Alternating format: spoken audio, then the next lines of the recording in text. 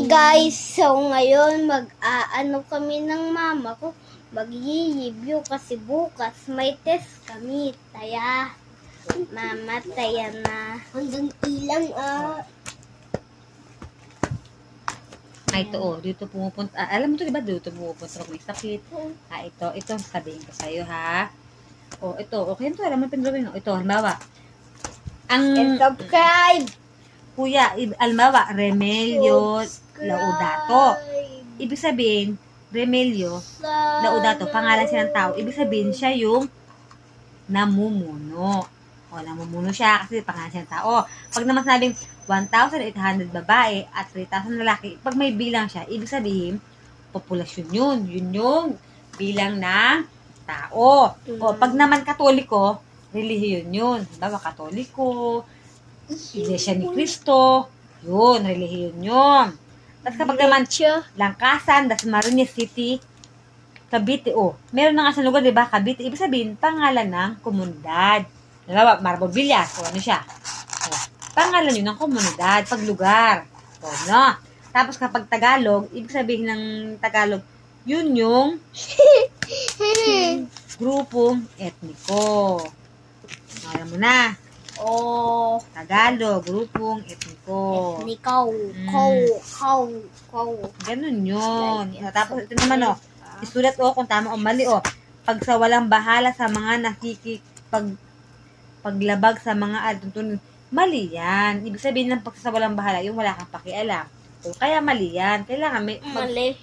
Kailangan mali ang sagot mo dyan. Tapos dito naman, walang pakialam ang namumuno sa komunidad sa mga taong nag-aaway.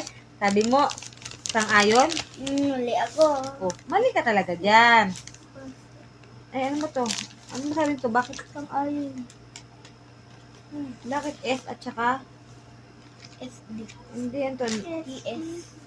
Hindi, ano sabi to? Tukuy, ang tinutukoy at piliin ng Tapos letra. mama dito yung sasagutan. Walang pakialam ang namumuno sa komunidad sa mga taong nag-aaway at nagkakagulo. Ang sagot dito is ang sagot pag sa walang bahala. Ano ba to? Sang-ayon? Sang-ayon? Yes. Dapat dito, sa walang pakialam, di sang-ayon yan. Kasi dapat may pakialam ka. Tapos ito naman, pag sa walang bahala sa mga basura, hindi sabihin, sang-ayon ka doon? Hindi mo lilipit ng basura, dapat di sang-ayon. Yun lang, alam mo na. Okay. Guys, next. Ako na po mag-review. Alam mo na yung mga populasyon.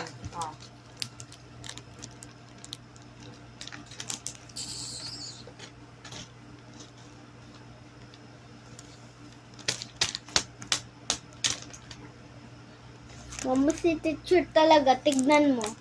Hindi yung sinulat 4 ako. Hindi, minali niya to. Mama, Niraw niya yung pangalan kasi.